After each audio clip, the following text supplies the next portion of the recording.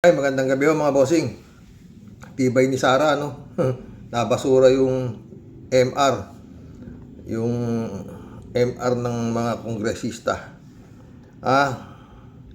Pakinggan natin itong reaksyon ni Atty. Rene Sarmiento sa nangyaring, PH Constitution Primer. Pakinggan natin to. Hiram ho, 1PH ha.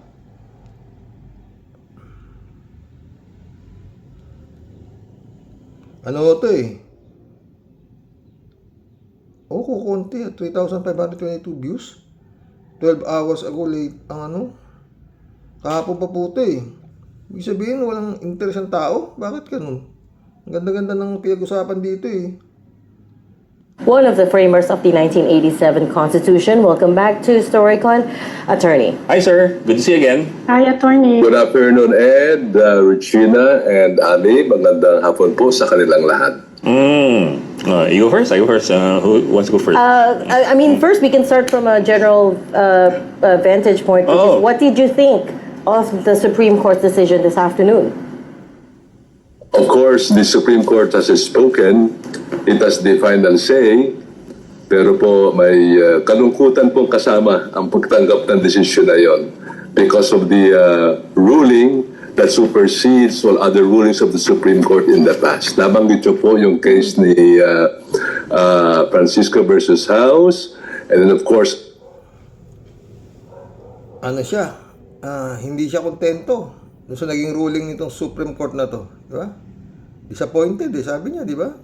Gutierrez versus House, ito po ay na-supersede. Napalitan na po ng bagong ruling dito sa Duterte versus House.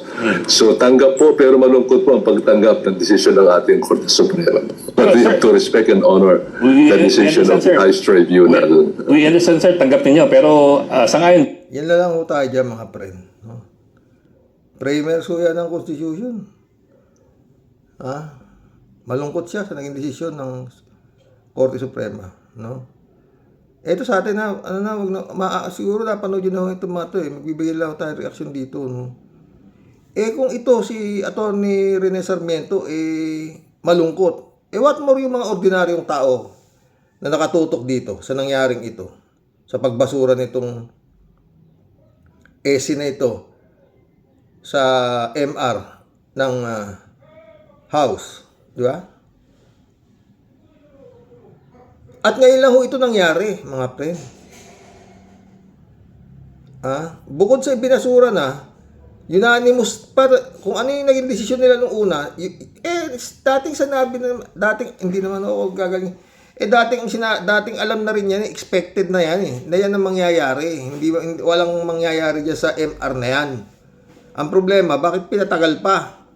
Siguro, kaya pinatagal nila para, wala kayong masabi. Talagang pinag-isipan namin yan, kaya nagtagal. Mga ganun. Kaya ganun lang kami nagkapag-desisyon. Pero ako talagang walang mangyayari. Kasi unanimous ang desisyon ng SC. Kaya ganun din ngayon, unanimous na naman. 13-0, dalawa ang hindi nakaboto, no? At nagdagdag pa ng kung ano-anong karagdagan. Kaya disappointed si Atty. Rene Sarmiento sa ginawa nito. Diyan sa story niyan parang binraso minasel. Ayo. Well, I have my reservations mga pasubali, Ed, sa mga sinabi ng ating Korte Suprema dahil hindi po yan ang ating pag-aralan ng mga nakaraan at batay na rin sa mga desisyon ng Korte Suprema. Kaya may magpasubali po ako reservations sa naging desisyon ng ating Korte Suprema. Sir, We adhere to the spirit of the Constitution. Hindi raw yun ang napag-aralan. Ibig sabihin, may panibagong libro itong mga justice na ito sa Korte Suprema. Ganun ba yun? Kaya pamagat natin, Duterte lang ang malakas. Ngayon lang ko nangyari ito na nakialam ang Korte Suprema sa impeachment ng di ba? At yun nga, diniklara nila unconstitutional yung Parang sabi nila, mga bobo kayo. Hindi nyo alam ang batas. Ganun ang dating sa akin Diba? dahil po isa kayo sa framer nun. Along that line, yung topic na yan, yung ruling ba ng Supreme Court, kasi yun ang sinasabi ng mga critics you effectively amended the Constitution and made it so much harder to impeach impeachable officials. That is correct, Ami. I think I agree with you. May tinatawag na judicial overreach. Pinahirap pa. Pero kung hindi Duterte yan, baka di sila makikialam. Bakit? Halos appointee lahat hindi kung yung nasa Supreme Court Di ba? Atay tayo yan. Malabis ang ating Korte Suprema amounting to judicial interventionism. Yes. Okay naman judicial intrusion. Para kay Atty. Rene Sarmiento, nagmalabis ang Korte Suprema. Di ba? Yun, hindi na po judicial activism. Medyo nagmalabis po, nasobrahan po ang desisyon ng Korte Suprema dito po sa Duterte. Nagmalabis na sobrahan. Pero may sinabi si Atty. Rene dito na kailangan taong bayan magbantay na. Tuloy. Yes. Pero hindi ba yun one-off lang? Parang yun ang indication sa amin kahapon ni Adolfo Spuna. Parang it applies daw only to their appreciation of what happened dun sa pag-handle ng impeachment ni Vice President.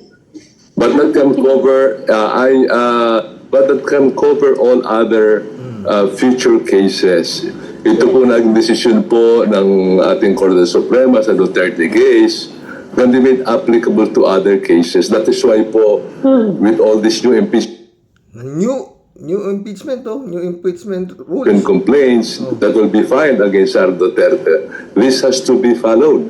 Ito na pong sundin natin, hindi na po yung rules ng House Committee on Justice, which are very, very, meaning the rules set forth by the Supreme Court are very stringent and very strict. Yan po ang tingin ko, Ami. Can I just clarify very quickly, sir? You think that the Supreme Court do you think that they've effectively rewritten that provision in the Constitution? Because now, as you said, we have to follow these new guidelines moving forward in any impeachment Well, case. Mantakin mo, ito yung sinasabi, mga pre.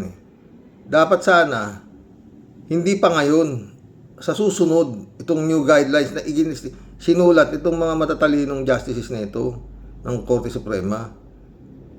Wala Basta sumulat sila, applicable na ngayon yan. Wala na, di ba?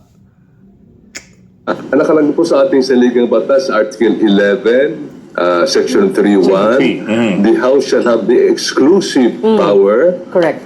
to try all impeachment cases. Now, as it is now, yung exclusivity ay medyo naapektuhan with this ruling of the Supreme Court, especially with the 7 guidelines set forth by the Supreme Court, yes.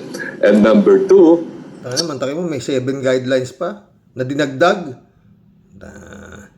Teka, mga boss.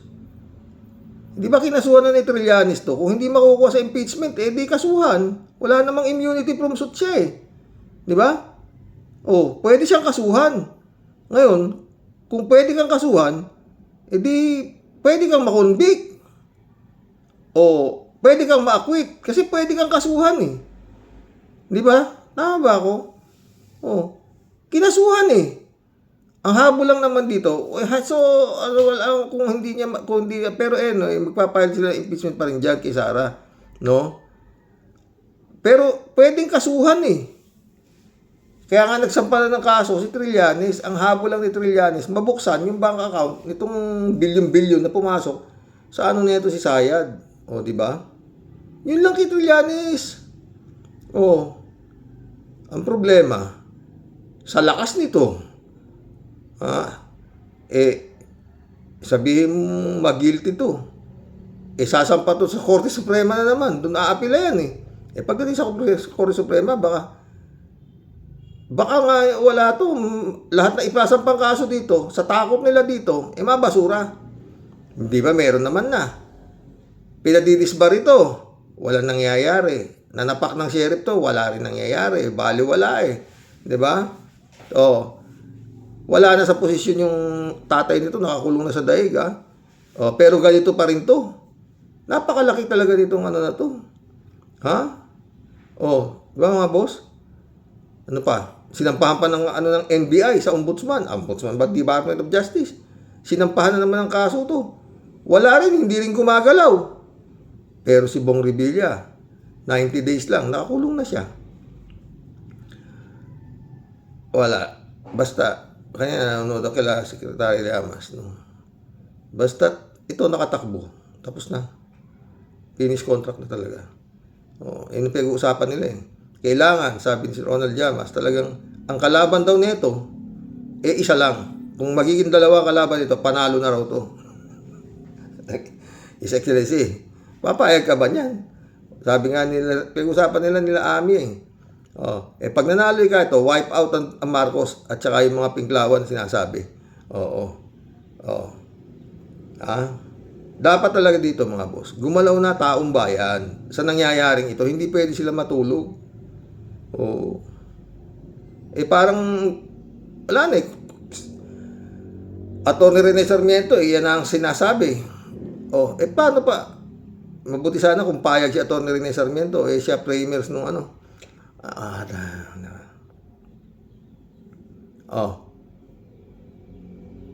Diba? Pwedeng sampahan ng kaso eh. Wala siyang immunity from suit. Ibig sabihin, pwede siya mag-guilty or not guilty. Ma-acquit o mag-guilty. Kasi nga, pwedeng sampahan eh. Diba? Ay ako mga boss. Ang daming kaso nito. Tapos makakatakbong presidente. Aabot pa ng 2028 to, ganun ba? Pero kung sa tinitingnan ko lang si Atty. Claire Castro, wala siyang ka-nervous eh. Kaya palagi ko, alam niya kung paano mangyayari. No? Wala kang kakaba-kaba eh. Hanggang masaya siya eh. Sa pagsalubong sa mga fake news na kumakalat. No? Kasi kung may nervous yan eh, kaya ako nene-nervous sa kanya. Dahil siguro alam naman niya itong mga binabangga niya at nga nagano na siya sa NBI, no? Na meron siyang threat. Oo. 'Di ba? Na pag may nangyari sa kanya, ganun sana sayad. Kung may mangyari sa iyo, sabihin mo kung sino. Kaya ni Atty. Claire, sinabi niya na itong si Zoraida ang nagsalita. Di ba? Hindi kagaya nito si Sayad, kumuha na agad ng assassin. Pag may nangyari ka sa akin, patayin mo na si Bong. Para sigurado na niya na si Bongbong yung nagpapatay sa kanya. Pinatawag naman siya ng NBI ilang beses para malaman kung sino yung sinasabi niyang, kung saan niya kinuha yung laman ng tuktok niya na siya ay pinapapatay ng Marcos. Di ba? Hindi kagaya ni Atty. Claire, meron siya sinabing tao. Pumunta siya ng NBI, sinabi niya yung taong nagbigay ng threat sa kanya. Ito iba, hindi siya pumunta ng NBI, kumuha siya ng assassin, napapatay kay Marcos, sa asawa niya, sa kay kay Romualdez. Di ba? Malayo. Yun ang tama sana. Kung may isip ka, yun ang tama mong gawin. Meron ka palang threat eh. Di punta ka sa National Bureau of Investigation. Ibig sabihin, wala rin to tiwala sa National Bureau of Investigation. Mas tiwala siya doon sa assassin na pag siya nadali, kailangang makaganti siya. Hindi kagaya ni Noynoy na napatay ka, hindi nakaganti. Hindi siya nagbilin. Di ba? Ang mabigat rito mga boss, yun nga. Alang-alang dito kay Sara, gumawa ng panibagong, parang binago ng Supreme Court ang batas. Hinigpitan. Di ba? Yun lang sa akin. Mukhang basta paulit-ulit, no? Pag ito nakatakbo, naging inutil itong administrasyon ni Bongbong Marcos, no? Wala eh. Walang minura na siya, lahat ginawa na, pinagmumura sila mag-asawa. Andiyan pa rin siya. Iba talaga. Putik yan. Tapos, eto pa to si Lipeste na martial law na de facto martial law. Hindi pa pinanganganak siguro itong Libeste na ito noong panahon ng martial law. Oo. Panahon ng martial law, hindi ka pwedeng magsalita in private. Hindi. Kami nga eh. Hindi pa kami basta sa labas ng bahay. Kailangan kilala mo yung kausap mo. Kasi nga, yun, pag nakarating, dampot ka. Tanda-tanda ako nun yung ano. Si Maya, tsaka si bisikleta lang ang kailangan. Sa ikaunlad ng bayan, bisikleta lang ang kailangan. Dinampot sila. Ariel Ureta yata yun. Balitang-balita yun. 24 na oras sila bisikleta sa Krami. Lahat eh. Pati si Senate President Tito Soto, hindi rin siya tuntento sa nangyari. Ronald Llamas, ang dami. Basta puro mga maano eh. Talagang ano eh. Ganong katibay si Sara. Kaya hanggang ngayon mga friend, yung hinahanap na nila Secretary Ronald Llamas na tatakbong presidenteng kalaban to, wala pa. Bakit? Hindi sa takot. Paano nga kung yung nangyari nito yung Korte Suprema what more? Yung eleksyon sa dami ng kwarta nito. Minamalas-malas pa. Baka nga si BBM pa ma-impeach, anak ng photo. Pero mukhang malabo. No? Pag nangyari yun, hindi pa pwedeng hindi gagalaw ang mga loyalist ni Marcos. Magkakagulo. Oo. Pero dapat ngayon pa lang gumalaw na sila eh. Yung kung meron nga totoo yung maraming bumoboto na dapat ngayon pa lang gumalaw na sila sa naging desisyon ng Korte Suprema. Dahil tao talaga dapat gumalaw dyan eh. Dahil parang nabababoy na eh. Si Atty. Rene Sarmiento frustrated siya o malungkot siya sa naging desisyon ng Korte Suprema. Paano yung di ba? Tsaka alam mo mga boss, no? Iba pag tao ang gumalaw. Si Marcos Sr., hindi naman na-impeach People power. May na-impeach na ba presidente? Wala. Si Erap, na-impeach pa si Erap? Hindi. People power din. Wala naman na-impeach na presidente na people power eh. Maliban na yan, kila Corona, na-impeach yan. Pero presidente, walang nai-impeach na presidente, wala pa akong alam. Si Erap hindi. Na-impeach ka siguro siya ng Kongreso. Pagdating sa Senado, nanalo si Erap. Kaya hindi siya napatalsik nitong mga senador, itong mga kongresista o mga wala. Ang nagpatalsik kay Erap, taong bayan. Bumaliktad ngayon yung si Lacson, tsaka to si Alfredo Lim. Bumaliktad ng loyalty. Tapos, nung nangyari na yun, lumabas na si Bong Revilla. Ando sa entablado, Ninong! Umalis ka na riyan, ayaw na sa'yo ng tao. Ganun doon, kaya laki na sama ng loob niya dyan Jinggoy. Oo. Kaya to si Bong Revilla sana itong mag-ano kung saan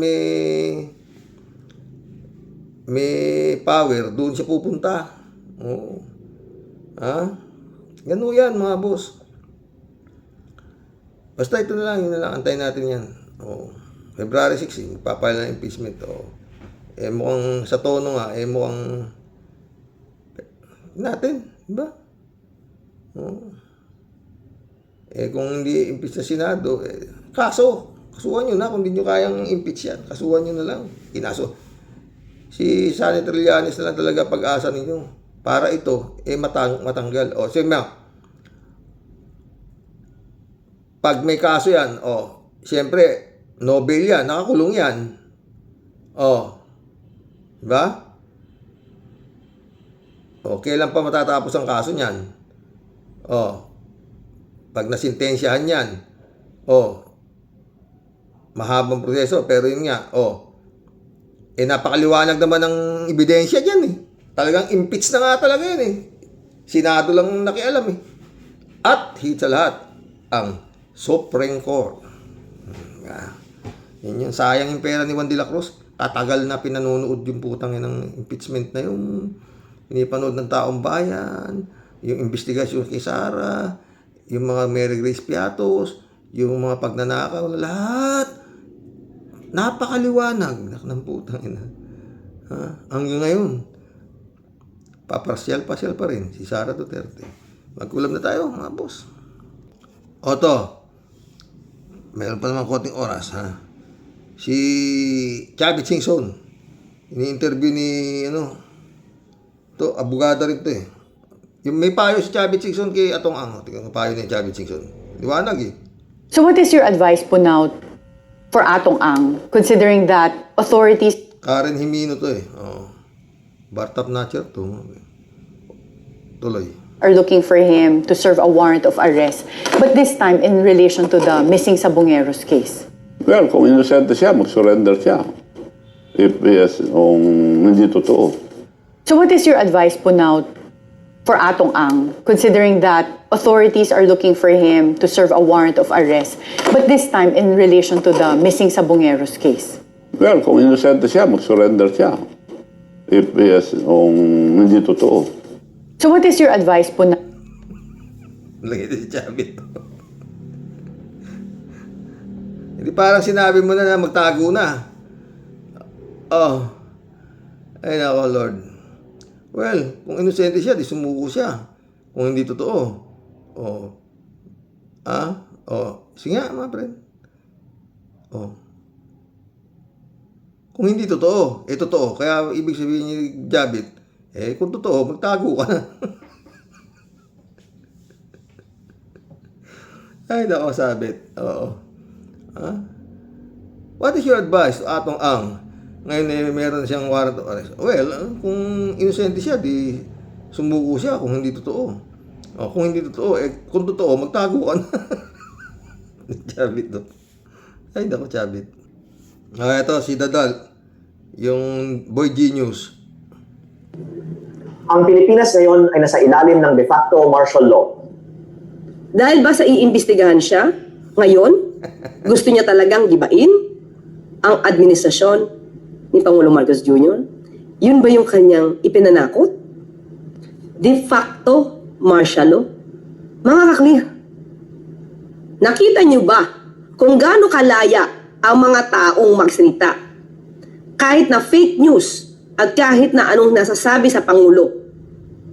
Nakita ba kayo na ginantihan ng Pangulo? Meron ba siyang ipanasara na mga news outlets, TV networks? Ito ba ang senyales na may de facto martial law? Mga clearwen, kasi pag sinabi po na Nung araw, nung diniklara na tatay nito ni Bongbong ang martial law, puti talagang walang istasyon ng TV o radyo. Wala. Paski anong buti nung bandang huli, meron na istasyon. Pero pag gusto niyang, meron siyang sasabihin, anumang programa yan, cut yan, lalabas ang mukha ni Marcos Sr. at magsasalita siya. Tuloy. in de facto, it means yun yung umiiral in reality, although hindi na de-declare. Hindi na de-declare ng anumang batas, kumaga walang otoridad, walang legal authority for that action. Pero yung de facto, parang kahit hindi na de-declare, ito yung nangyayari in reality. Yun yung de facto. So pinapalabas niya dito na meron daw de facto martial law sa Pilipinas. Mga clear, dahil ba siya ay nagigipit ngayon dahil sa kanya mismong ginawa? Sila mismo ang gumawa nito. Ayon kay dating Congressman Lito Atienza. At sinabi pa ni Lito Atienza, hindi sila pwedeng sabing nagsisinungaling siya. Handa siyang magsalita at tumistigo. Kinontra ba nila ito? Wala. Ito yung consequence ng kanilang ginawa. Imbestigahan.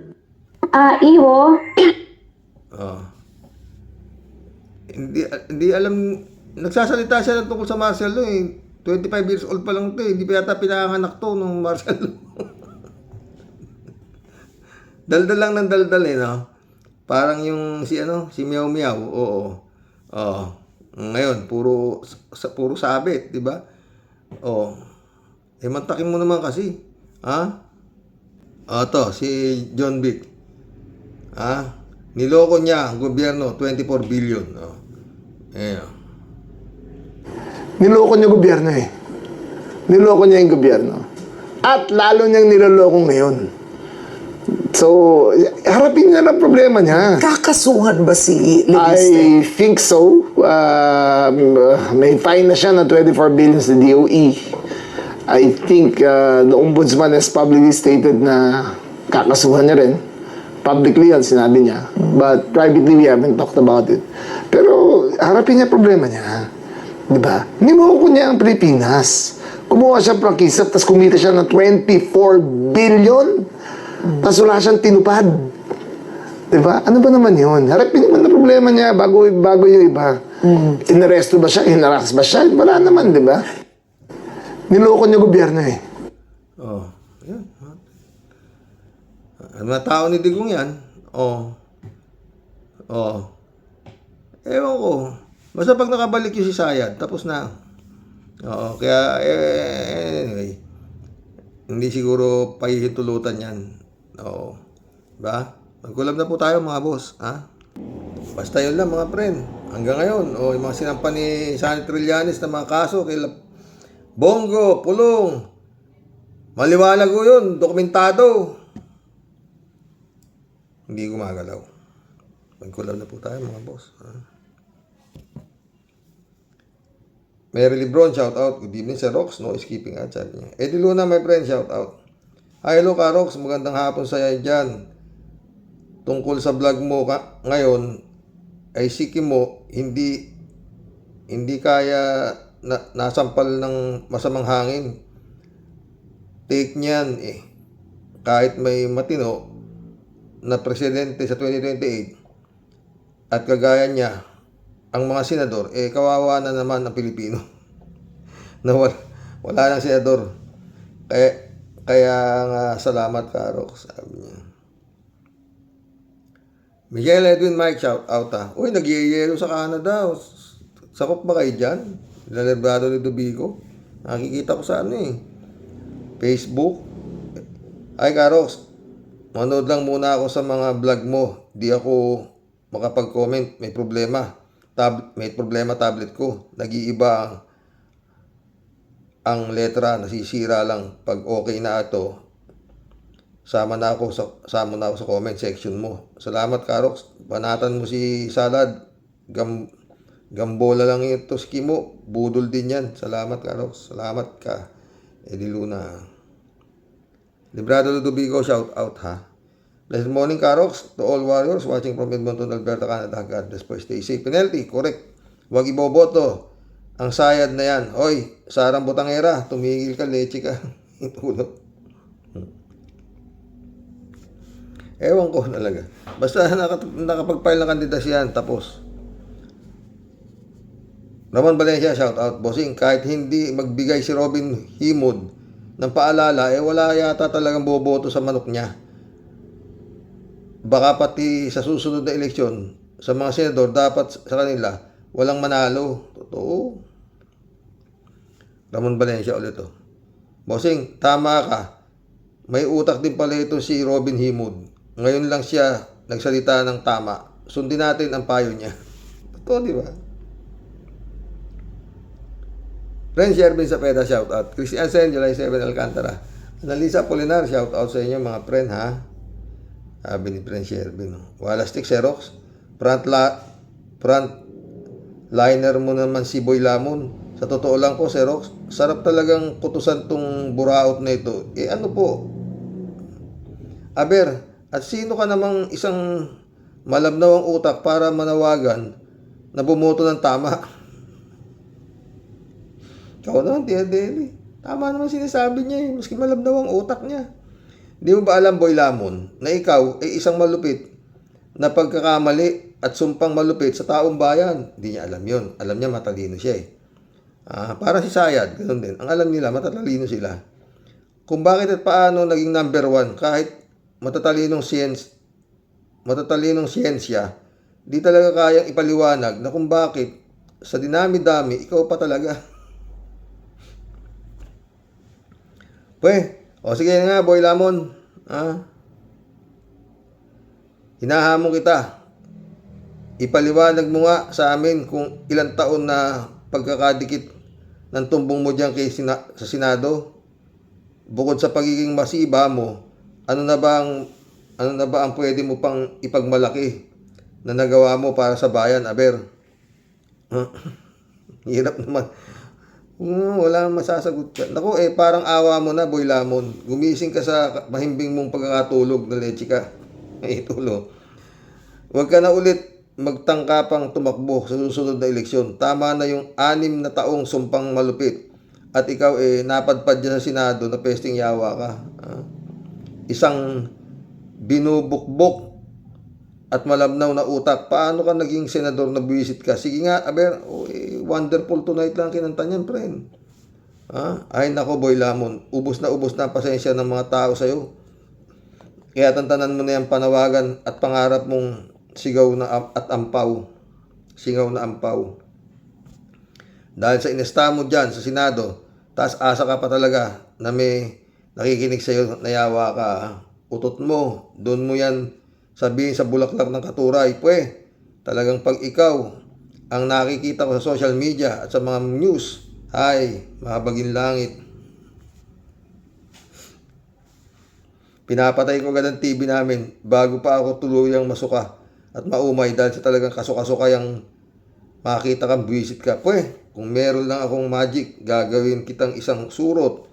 Sarap mong tirisin at tapakan para durog na durog ka talaga. At di ka na makapag-merwisyo pa. Ewan nga sa'yo. Pampalis umay at topak po, Xerox. Thank you po sa pa-shoutout sa ating mga ka-warriors para sa mga taga-Cavite. Isang malupit na appear tayo dyan, brother ka-warriors, ha? Siyempre, basta usapang siga at makikisig na Cavite, wala na pong ibang katangian na hahanapin pa, Xerox. Kaya nga kami nakulong ulit, di ba?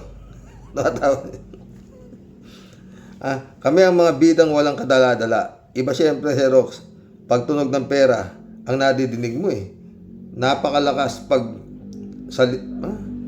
Napakalakas magpalimot sa sarili. Yun ngang dalawang pogi na magbabrother, Xerox. Tanungin po natin si Muning, bakit sa dinami-dami na mas pogi sa kanila at mas okay na kwalifikasyon, bakit sila pa? Wala po bang iba? Naku, Sir Muning. Oo naman Yun ang trip Parang ang level po ng sakit ng ulo ng bayan kay Boy Lamon. Parang di same level din ng angas at sakit po ng ulo ang inaabot mo po natin sa 2 John Lloyd ng Cavite chapter.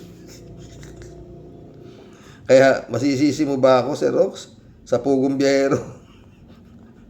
Wala pong may angas.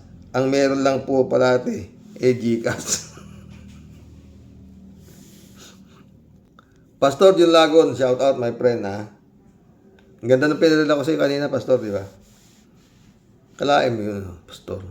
Bukas pagkwento natin bukas. Kung paano siya gumalaw yung kamay ni Lord sa tao na yun, no? Oo, di ba? Rolando Gutay, shout out. Baka ibig sabihin ni Kimo ay iboto ang may tama. Kalat ni Baya, shout out. John Dimango, shout out my friend. Christian Chengnak, shout out Kalat ni Baya. Good evening, Kasani. God bless your family. God bless, Kalat ni. Tibay ng bata mo, Kalat ni, no? Nandahil sa kanya na iba ang gumawa ng ibang rules ang Supreme Court. Tibay, bata ni Kalat ni. Good evening po, Karox. Tama naman po si Sayad. Yung lumabas ka lang at bumili ng itlog sa tindahan tapos biglang natukhang ka. Totoo, di ba sabi ko? Kagaya ni Kian de los Santos na nagmamakaawa na may exam pa daw. Sila kinabukasan. Hay, Sayad. Sana naunawaan mo ang mga pinagsasabi mo. Ay hindi mo pala maunawaan yun kasi nga may sayad ka. Totoo yan, David. Shirley J. Sir, shout out. Ha? Hindi po ako payag. Pasensya ka na po, Mary Grace Piatos. Elizabeth Iscareo. Good evening, Sir Rox. Wow, Robin, nagsalita naman to. At pinakikita niya sa totoong kulay ni Digong nyo. Kulay ng isang demonyo. Sana doon na lang siya kumuha ng sweldo niya at sipain na siya dyan sa Senado. Kakahiya talaga ang mga senador na nakagaya ng bobong ito. Ay, naku. Kawawa talaga yung Senado, putang ina. Sa totoo, puta, kasuka-suka eh. Ilan lang mapupuri mo dyan? Bam Aquino, Kiko Pangilinan, Lisa Ontiveros. Yung iba, di ko na pinapansin eh. Elizabeth Iscareo ulit oh.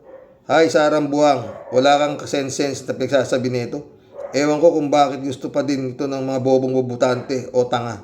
Sira ulo, ewan kasi paano mo magugustuhan ng isang katulad nitong wala namang utak at ang galing pang magnakaw sa kaban ng bayan. Yun nga, Shirley. Oo. Ay, Elizabeth. Shirley J. Sir ulit oh.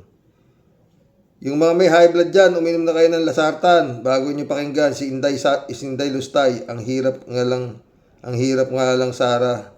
Bakit yung mga taong mababait, bakit yung pa ang mga yun ang nagkakasakit at maagang namamatay? Eh, baka kinukuha na sila ni Lord para wag na silang maligtas na sila dito sa impyerno na to. Ulit-ulit ako eh. Sa akin, ito impyerno. Ang problema nga, yung mga demonyo, nasa power pa. Shirley J. Sir, oh. Shirley ulit, oh. Aray, Inday. Sara, paano ba yan dating kampi nyo? Ang nagsasabi sa'yo niyan. Totoo, di ba? Dolor Gracia, friend Amy Bingson, shout out ha. Rodelia Alpiloro, ang kapal talaga ng Sara Lustay na yan. Xerox, ulul. Sara Lustay, kapal ng apog. Isa ka talagang adik. Buwang. Ay, sir, kainis matalino sa pagnanakaw. Si Robin naman, si pinagtatanggol naman nila, ang China naman, bumubuli sa atin. Ay, ewan. Si abangan na lang paghatol kay Sarah Kim at sa tatay. Ingat po and God bless us all po. God bless, Rodelia. 3JCO po. Hello, Sir Rox. Alam mo naman niyang si Kimo. Genius yan. Ang mga comment niyan pang Sara Duterte lang ang level. Mag-amo eh. Ano pa bang ini-expect natin dyan? Ganun pa man. Mga DDS lang naman ang naloloko niyan. Sa totoo lang, wala naman talagang alam niyan si Robin. Nagsenador di man lang nag-crash course ng political science. Buti mo si Manny Pacquiao noon eh. Nag-crash course. Ay, ilang taon pang pagtitiisan ng sambayan ng Pilipino, yung Kimo na yan. Ay, Sir Rox, mag-BBC presidente pa ang lagay na yan, ha? Naging senador, ba't di siya magiging vice? Puta. Mas madali ang vice kaysa sa senador. Sa totoo lang, di ba, mga friend? Vice, spare tire nga yan, eh. O, tingin mo si Sayad. Walang ginagawa, papasyal-pasyal pa. O, di ba?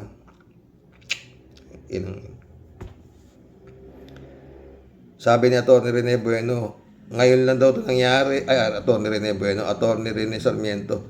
For the first time, ngayon lang nangyari ito, i-impeach si presidente sa vice-presidente. Puta. 3JCO pala ito. Ang galing mo naman, Sir Rox. Tama nga naman. May probable cause kaya nakulong. Ang evidence of guilt naroon na. O, di ba? Pero sa explanation noon ni Kaenzo, meron mga kaso na may mga ebidensya. May ebidensya na nga, pero hindi kasing bigat na hindi pwedeng mag-bail. Ibig sabihin, may ebidensya pero pwedeng mag-bail. Hindi nga 3G Supki. Kagaya yung plunder na yan. No bail recommended yan. O, tapos, Ang gagawin ng tong abogado nitong nakakasuhan ng plunder, ilalaban niya, magmo-motion siya sa korte na gagamitin niya ng nabigyan ng bail. Kasi nga, patutunayan nitong abogado nitong nakakaso na the evidence of guilt is weak. Kaya sasabihin ito, didesisyon ngayon itong korte. Okay, pwede ka mag-bail. The evidence of guilt is weak. Di para sinabi mo na kung the evidence of guilt is weak, bakit tumakyat pa? Sana dinismiss mo na. Di ba? Ano ba yun? Dagdag gastos? Nakakahiya kasi, di ba? No bail. Tapos, eto nga yung abogado. Mag-file ng MR tapos para makapag-bail. Tapos sasabihin ng korte, okay, pwede ka mag-bail. The evidence of guilt is weak. Puta. Para man sinabi, laya na. Tagalogin mo nga, ang ebidensya ay mahina. Puta na, mahina pala ebidensya. Ba't mo pinaaresto? Tangin. Ewan ko, Tregisyo, kung hirap na. Ibig sabihin, may ebidensya pero pwedeng bail para makalaya pansamantala. But this does not apply to Gong Di dahil si Gong Di na mismo ang umamin, di ba? Tregisyo ulit to. Alam mo, Sir Rox, dapat makakulong din yan si Kimo sa walang walang kwenta kung mga tuwiran. Ang katwiran niya bulok at baluktot. Kaya dapat ikulong na rin yan. Isama na si Sara kung mga tuwiran, hindi lang palpak, nakakawindang pa. Dahil sa nakakawindang, dapat parusahan din yan ng pagkakakulong. Siga-siga si Sara Taki mo yung pribilehiyong ginawa ng Supreme Court. Pinahirap ang impeachment. Dineclare pa ng mga tanga kayo dyan sa Kongreso. Unconstitutional kayo. Nag-MR ang Kongreso. Yun din ang sagot niya. Makulit kayo. Wala! Basta unconstitutional kayo. Eto ngayon sa inyo. Meron pang bagong 7 kawawa. Tao. 3J show po ito. Dapat tao gumalaw. Nagtanong ang Sara kung may gusto daw bang maging presidente siya. Ang sagot isang madagudong na magpatukakan lang sa manok. Aber, magsabi nga siya ng kahit na isa lang na-accomplish niya. Simula naging VP siya. Sige nga, ano yun? Naman, dami-dami na-accomplish. Magnegosyo taday. Tree planting. Ano pa? Libre tinapay. Talaga. Yung ba na basa yun?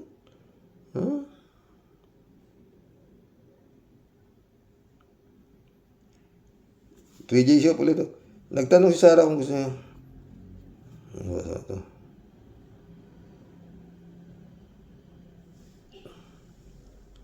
Nakatakot pa pag sinumpong ng meltdown. Huwag kang haharara. Baka masaksa ka pa. Totoo yan. Ay, nako. Lapit na naman tayong tapos. Ay, eto na naman si Harry Roque. Umiksena na naman. Na-excite daw siya sa balita tungkol sa health ni BBM. Palibhasa, fake news peddler siya. Kaya naniniwala siya na fake news. Sa fake news. Kung fake news ang health ni BBM, mga DDS din ang gumagawa. Akalain mo yun. Sarili nilang fake news, pinapaniwalaan nila. Ay, ewan. Ganun nga, friend Marilo Pabianak, shout out ha. Sabi ni Malu. Good afternoon po tayo at sa mga ka-warriors.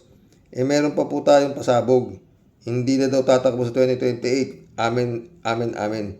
Kahit naman Kimo, hindi ka mag-remind sa amin kasi loud and clear sa isip at puso namin na-reject na kayong hindi makabansa, di ba? Shout out, Brother Elia Sisyo. Mission accomplished mga boss. Hanggang bukas po muli. Ay, Lord. Huwag tayong bibitaw. Dasal na lang ang pag-asa yata ng Pilipinas na ito. God bless, mga boss.